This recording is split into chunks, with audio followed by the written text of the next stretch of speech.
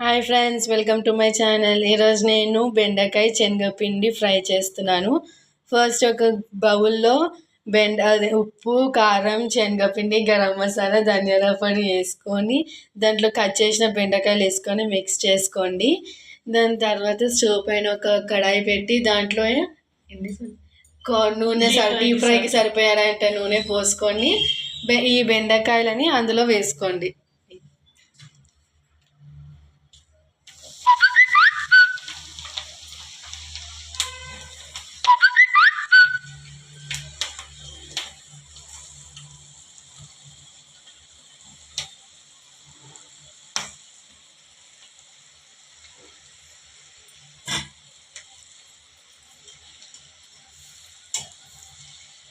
ఇలా బెండకాయలన్నీ అందులో వేసుకొని అది కొంచెం డీప్ ఫ్రై అయ్యేదాకా మనం వెయిట్ చేద్దాం.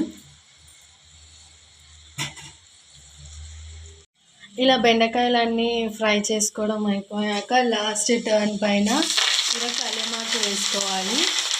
సో దట్ ఫ్లేవర్ బాగా వస్తుంది, కల్యమాకు ఫ్లేవర్.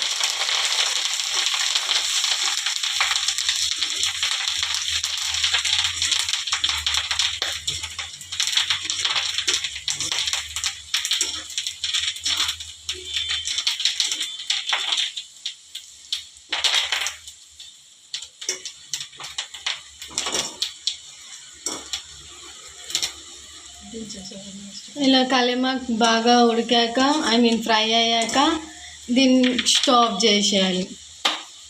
స్టవ్ చేసేసి దీంట్లో సర్వ్ చేసేసుకుంటే డిష్లో సర్వ్ చేసేసుకుంటే మనం వేడి వేడి కరకరలాడే బెండకాయ శనగపిండి ఫ్రై రెడీ.